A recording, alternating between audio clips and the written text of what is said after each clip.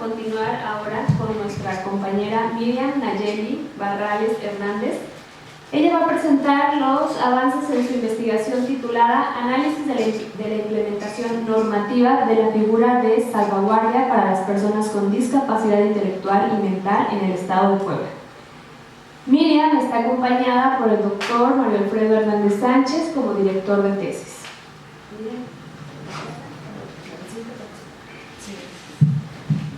Hola, buenas tardes.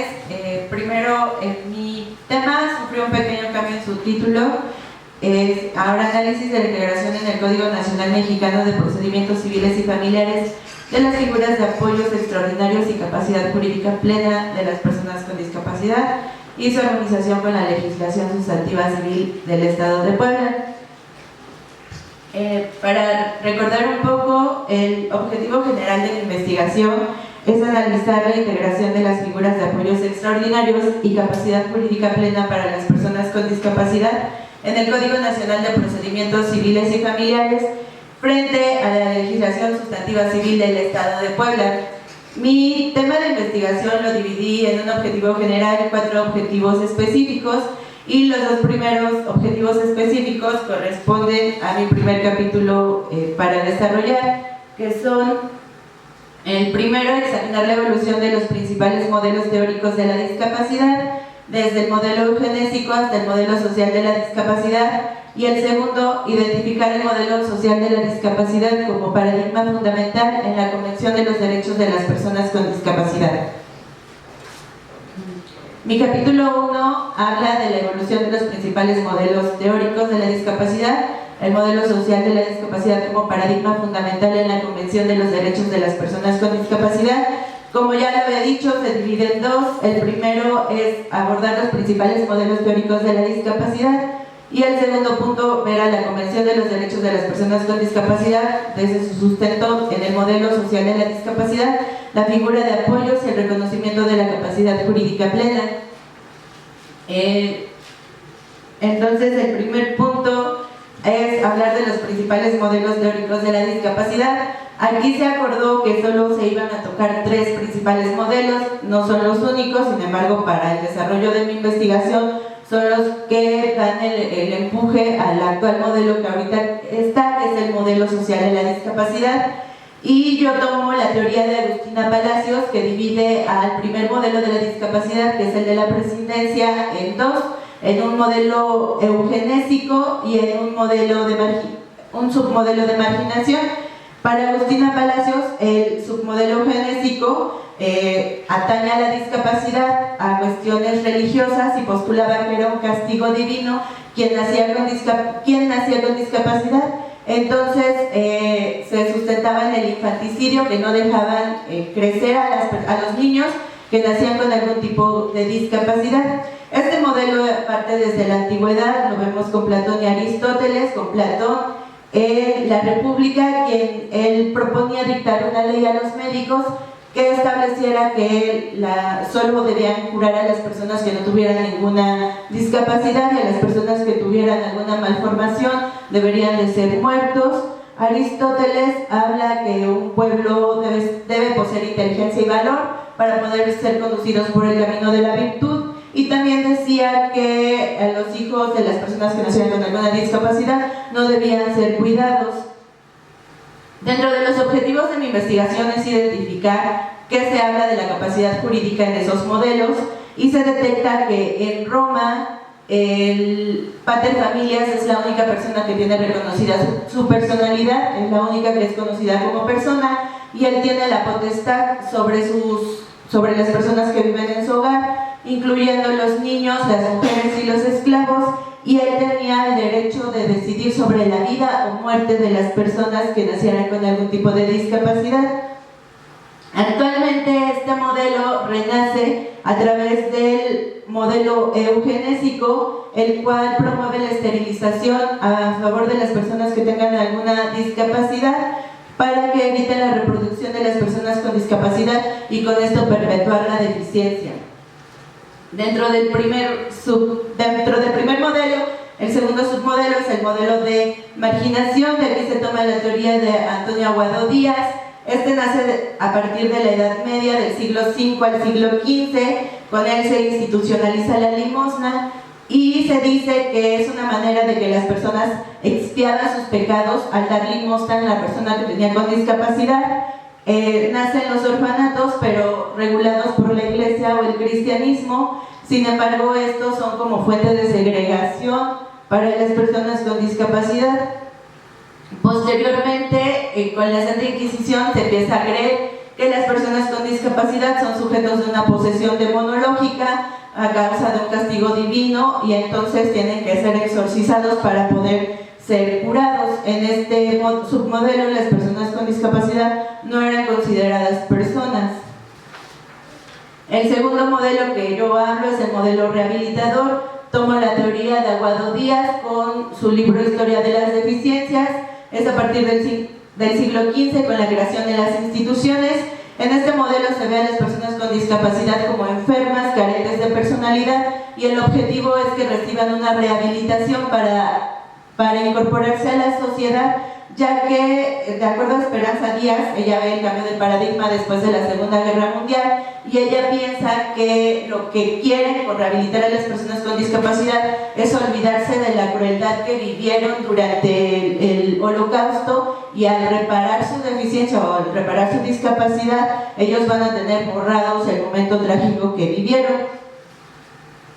El tercer modelo es el modelo social de la discapacidad, del cual parte mi investigación para complementar la Convención de los Derechos de las Personas con Discapacidad. Este modelo es impulsado por Michael Oliver y se apropia de los movimientos de vida independiente y de UPIAS, que es la Unión de Personas con Insuficiencias Físicas contra la discriminación de las personas con discapacidad.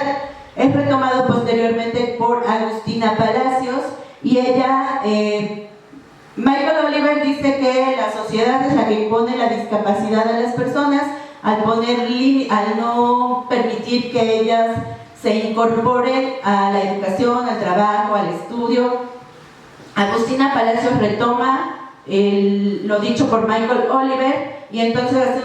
propone un modelo social de la discapacidad a través del trabajo, la educación inclusiva y la autonomía e independencia de la persona con discapacidad.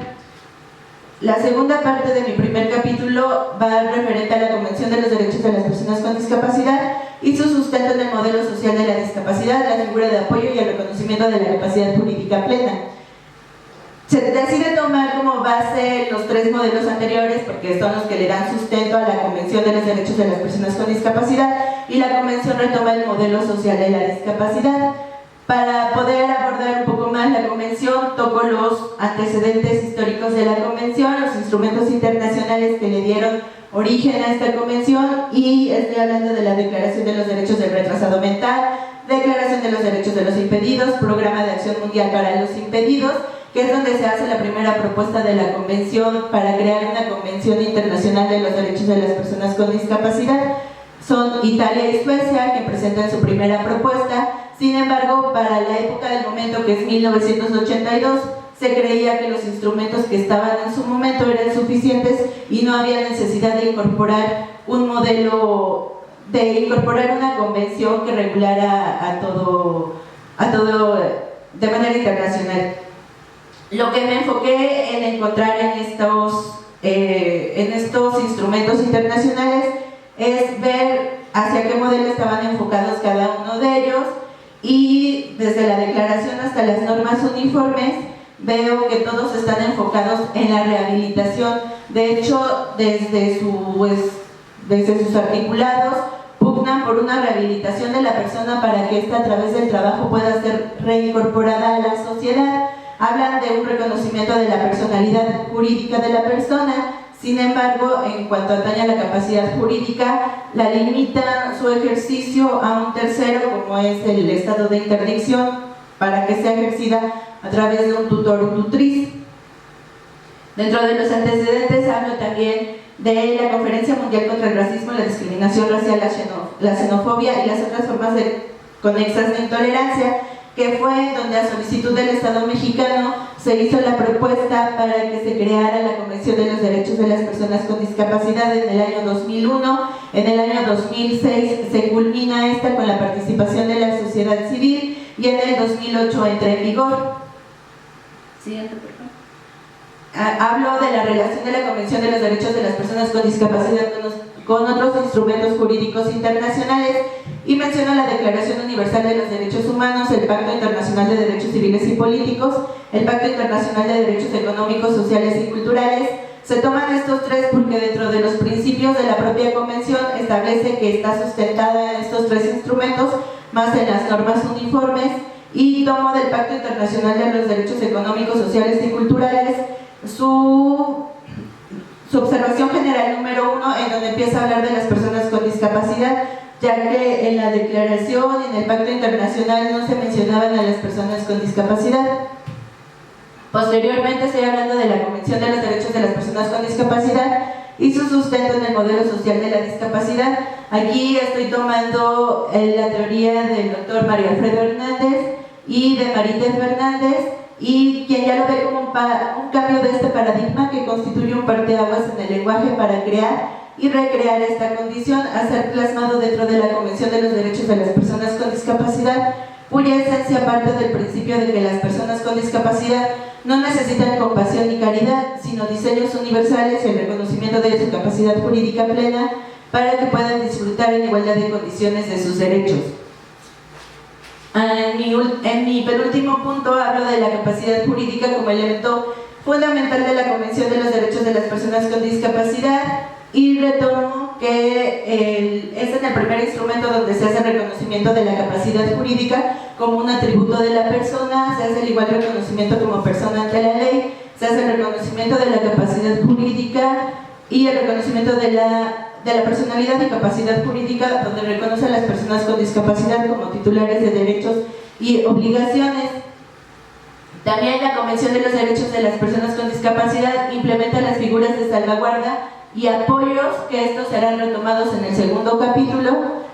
en donde habla de que ya no va a haber un sustituto para que las personas con discapacidad puedan tomar sus propias decisiones o ejercer sus derechos, sino que va a ser a través de una figura que se establece como la salvaguarda o de apoyos, los cuales tienen que ser mostrados en el menor tiempo posible, con la supervisión adecuada de un tercero, que en este caso sería el Estado, y proporcionales a la discapacidad, ya que generalmente era implementada para personas con discapacidad intelectual y mental, y los demás estados lo tomaron para las personas con todo tipo de discapacidad. Bueno, mi bibliografía principal para este capítulo se basa en Agustina Palacios, Antonio Fernández y Fernández, en Aguado Díaz, en Mario Alfredo Hernández Sánchez. Estoy tomando el Comité de los Derechos de las Personas con Discapacidad, sus recomendaciones, Gloria Esperanza Álvarez. Y pues, si puedes pasar al cronograma. No sé si se ve muy bien, pero la idea es que cada seminario se aborde un capítulo, porque mi tema está dividido en 3 capítulos, para que en diciembre del próximo año se culmine con el último capítulo que queda y ya nada más se hagan las observaciones para poder presentarlo. Ahorita al tope al que vamos ya se entregó el proyecto de investigación y el capítulo primero.